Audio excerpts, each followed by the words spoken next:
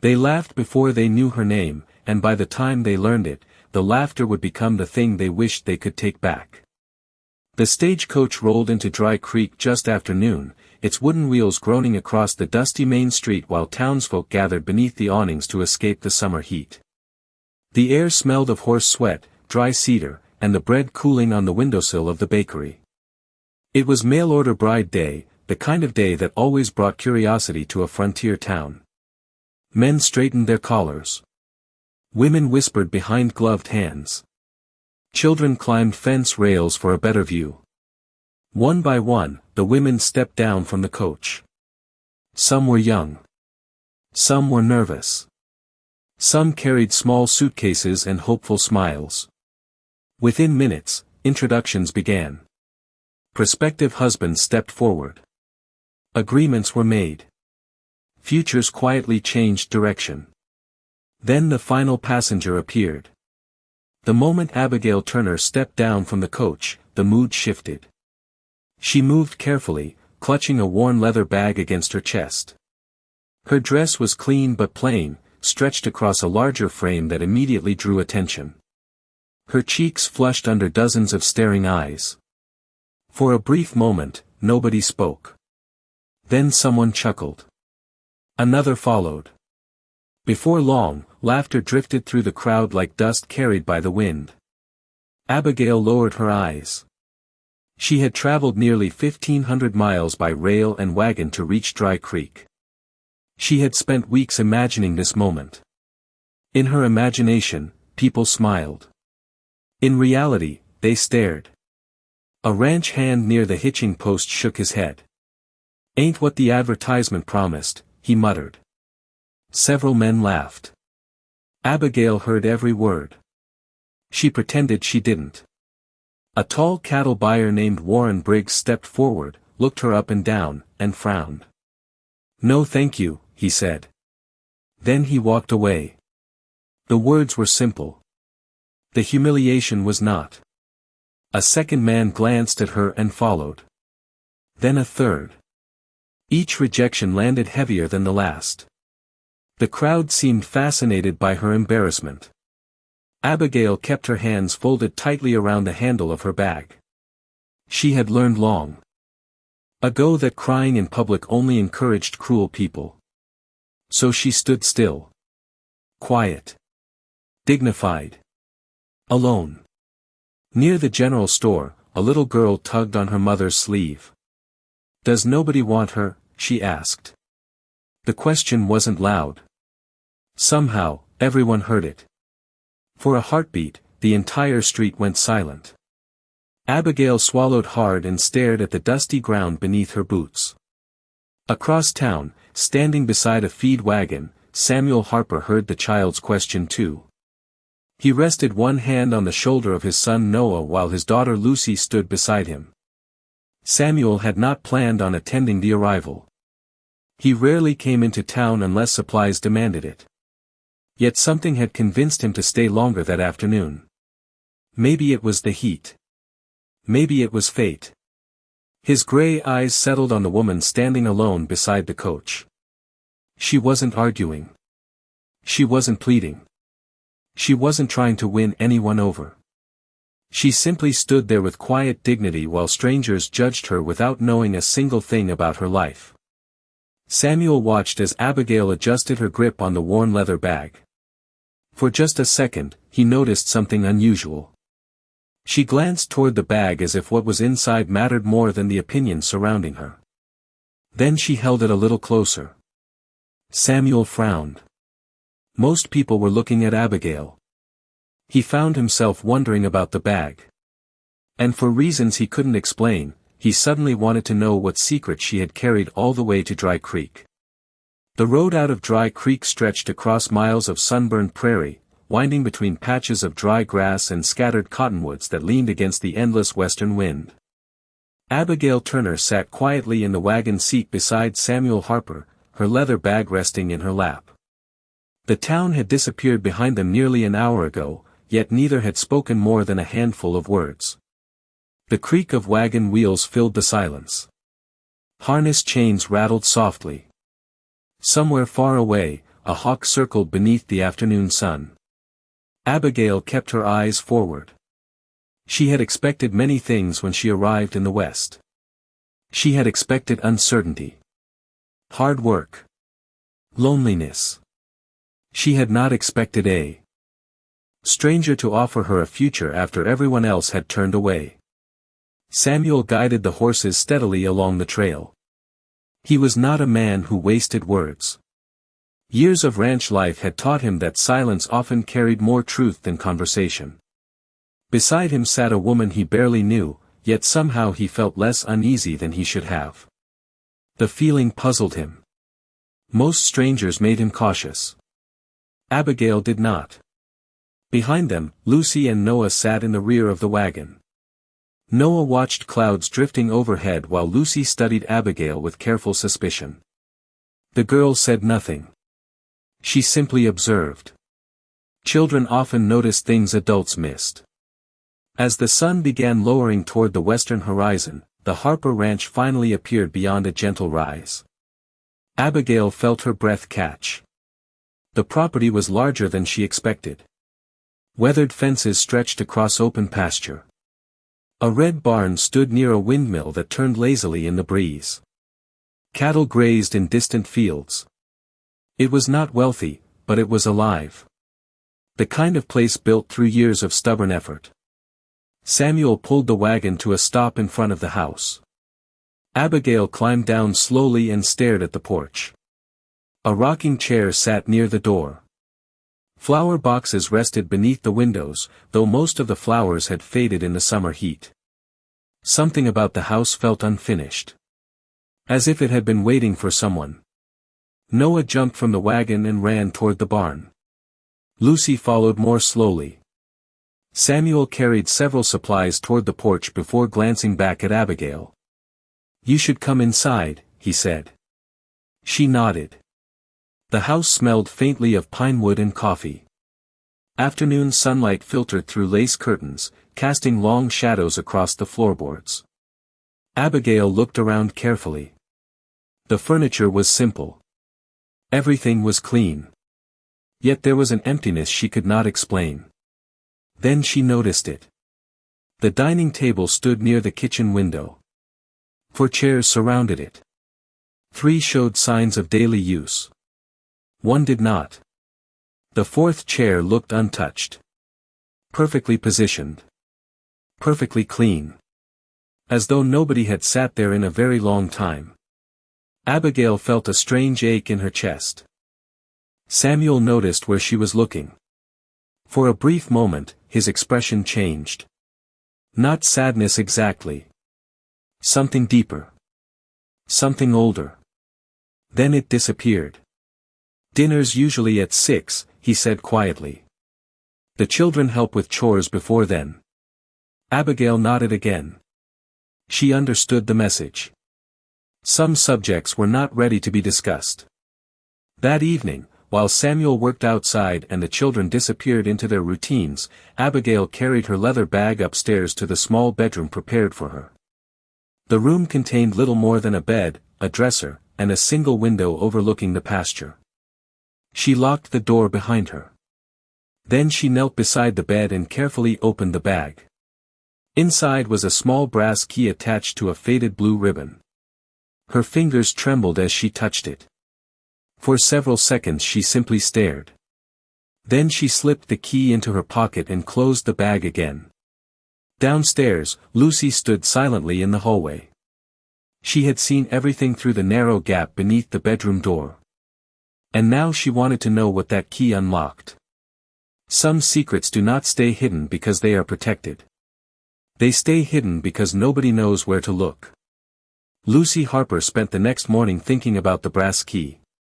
While Noah chased chickens behind the barn and Samuel repaired a section of fence along the north pasture, Lucy watched Abigail from a distance. The woman moved through the house quietly. She swept the floors. Washed dishes. Folded laundry. Nothing seemed unusual. Yet Lucy could not stop thinking about the way Abigail had stared at that key. It was not the look of someone holding a possession. It was the look of someone carrying a burden. By late afternoon, the summer heat settled heavily across the ranch. Abigail stepped outside to hang fresh laundry near the clothesline. For the first time since arriving, she left her room unattended. Lucy hesitated only a moment before climbing the stairs. Her heart pounded harder with every step. She was not trying to be dishonest. At least that was what she told herself. She simply wanted answers. The bedroom door stood slightly open. Sunlight spilled across the floorboards. Lucy entered quietly and looked around. The leather bag rested beside the bed. She knelt beside it and carefully opened the flap. The brass key was gone. In its place sat a folded envelope sealed with dark blue wax. Lucy reached toward it. Suddenly, hoofbeats echoed from outside. Fast. Urgent. She jumped to her feet. Moments later, voices drifted through the open window below. Adult voices. Serious voices. Lucy rushed downstairs. A stranger had arrived at the ranch. He wore a dark coat despite the heat and carried a leather document case beneath one arm. Samuel stood on the porch speaking with him while Abigail remained near the clothesline, her face growing pale with every word she overheard. The stranger removed several papers from his case. Samuel read the first page. Then the second. The color slowly disappeared from his face. "There has to be some mistake," Samuel said. The man shook his head. "I am afraid there is not." The windmill creaked in the distance. Somewhere a gate rattled against its hinges. The entire ranch seemed to grow quiet. Samuel stared across the pasture as though seeing it for the first time. Every fence post. Every acre. Every memory. The stranger continued speaking. The debt was transferred 3 times over the last decade. Ownership rights now belong to Langford Western Development. Abigail's hands tightened around a bedsheet she had been hanging moments earlier. The name struck her like a sudden winter wind. Langford. She knew that name. Knew it far too well. Samuel lowered the documents slowly. "How long do I have?" he asked. 60 days. The answer hung in the air. 60 days. After that, the ranch could be claimed. The stranger tipped his hat politely before returning to his horse. No threats. No raised voices. Just paperwork and certainty. Somehow that made it worse. After he left, Samuel remained standing on the porch. Lucy had never seen her father look helpless before. Not once. Abigail watched him from across the yard. The conflict she had expected in this house had been personal. Awkward introductions. Distrust. Old grief. Instead, something entirely different had arrived. Something larger than any one person. Something that could take the home away from all of them. As evening shadows stretched across the prairie, Abigail quietly slipped her hand into her pocket and touched the brass key hidden there. For years she had hoped never to use it again. Now she was no longer certain that choice belonged to her. The next morning arrived beneath a sky the color of faded silver, and the ranch felt different. Nothing had changed, yet everything had changed. The cattle still grazed beyond the fence lines. The windmill still turned above the well. Coffee still simmered in the kitchen. But now every board beneath the Harper house seemed to carry the weight of a ticking clock. 60 days. Samuel rose before sunrise and left without breakfast. Abigail watched from the window as he rode toward town with the legal papers folded inside his saddlebag. His shoulders looked heavier than they had the day before. She understood that look. It was the look of a person trying to solve a problem alone because he did not know how to ask for help. By mid-morning, Lucy found Abigail mending one of Noah's shirts on the porch. The girl stood silently for several seconds before speaking. "Do you know what Langford Western Development is?" Abigail nearly pushed the needle through her finger. She recovered quickly and lowered her eyes back to the fabric. Why do you ask? Lucy shrugged. Because when that man said the name yesterday, you looked scared. The breeze lifted a loose strand of Abigail's hair. She smiled gently. Everyone was scared yesterday. Lucy studied her face. Children often recognized half-truths long before adults did. But before she could ask another question, a rider appeared at the far end of the lane. The horse moved at an easy pace. The man riding it looked wealthy. His dark coat fit perfectly. His boots shined despite the dusty roads. Even from a distance, he carried himself with quiet confidence. Abigail felt her stomach tighten. She recognized him instantly. Victor Langford. The horse stopped near the porch. Victor removed his hat politely. Mrs. Harper. Abigail froze. Nobody had called her that before. Miss Turner, Victor corrected himself with a faint smile. My apologies. Lucy sensed tension she could not understand and quietly slipped inside the house. Victor stepped closer. His expression remained pleasant. Professional. Calm. I did not expect to find you here. Abigail kept her voice steady. And I did not expect to see you in Dry Creek. Life enjoys surprises. Victor glanced toward the pasture. Especially expensive ones. Abigail folded Noah's shirt and set it aside. Why are you here? To evaluate the property. His answer came easily. Too easily. The ranch is part of an ongoing acquisition. Abigail stared at him. You came personally. Victor smiled again. Not because of the ranch. The silence that followed felt longer than it was.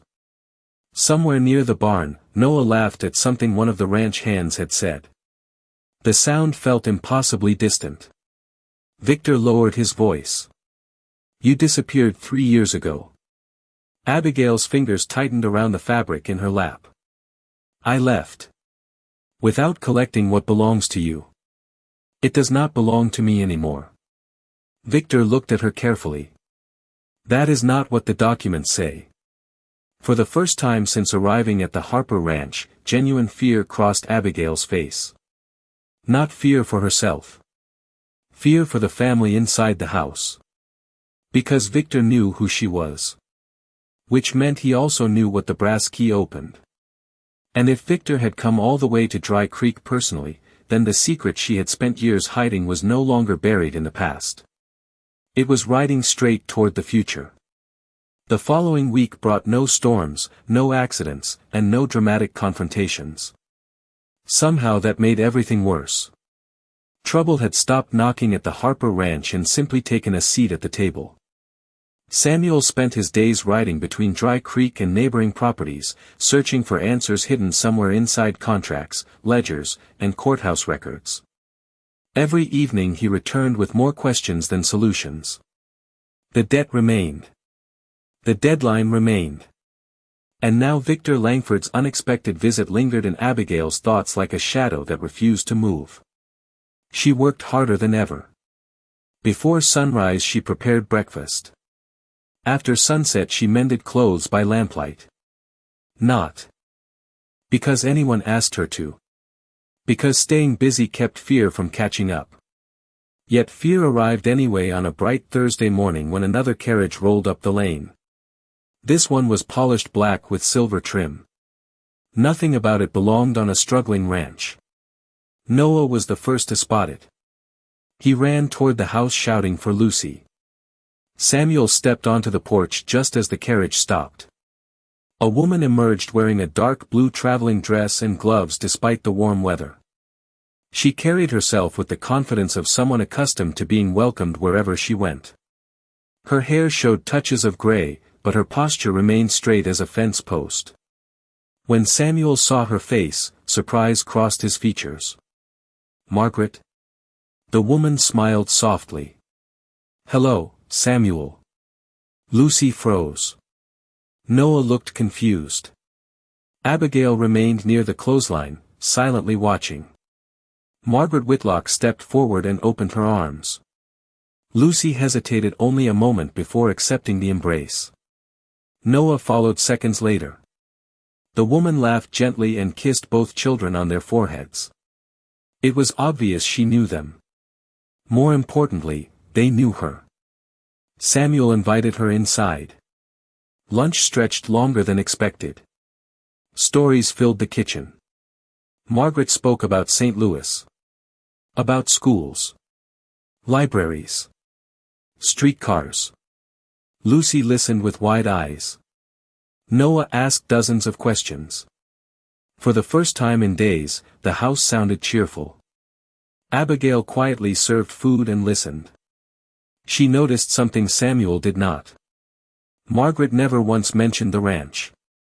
Never mentioned the debt. Never mentioned Victor Langford. Instead, she spoke only about the children.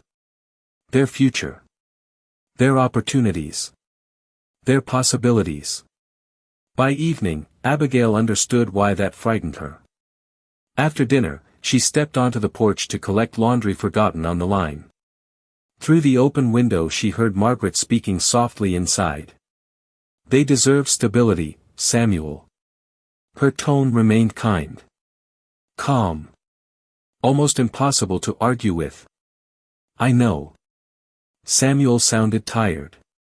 You cannot fix everything alone. Silence followed. Then Margaret continued. I loved my sister. If she were here, she would want what is best for Lucy and Noah. Abigail looked toward the darkening pasture. The words were reasonable. That was the problem. Truly dangerous ideas rarely arrived wearing anger. They arrived dressed as concern. Later that night, Lucy found Abigail folding blankets in the hallway. Aunt Margaret says there are schools in St. Louis bigger than this entire ranch. Abigail smiled faintly. I am sure there are. Lucy shifted awkwardly. She says Noah and I could have our own rooms. Abigail nodded. That sounds nice. Lucy studied her face. Why are you not arguing? Abigail placed the blanket on a nearby chair. Because some choices are too important to be won by arguing. Lucy stood silently for a moment. Then she asked the question that lingered between them. Do you think she came here because she misses us? Abigail looked toward the kitchen where Margaret's laughter drifted through the house. I think she came because she loves you. The answer was honest. And somehow that made the new problem much harder than the last one.